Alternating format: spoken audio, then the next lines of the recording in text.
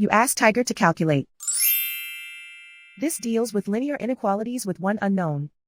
The final result is b equal or smaller than -7. Let's solve it step by step. Group all constants on the right side of the inequality. Subtract 1 from both sides.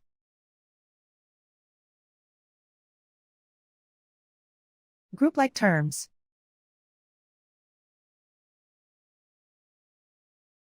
Simplify the arithmetic.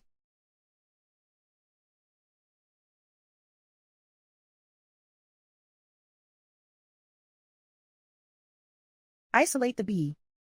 Divide both sides by 5.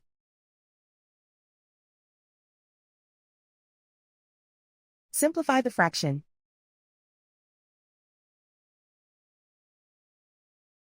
Find the greatest common factor of the numerator and denominator.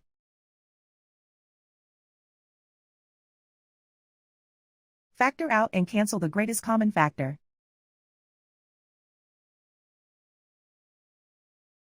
Plot the solution on a coordinate grid. And so the final result is b equal or smaller than -7.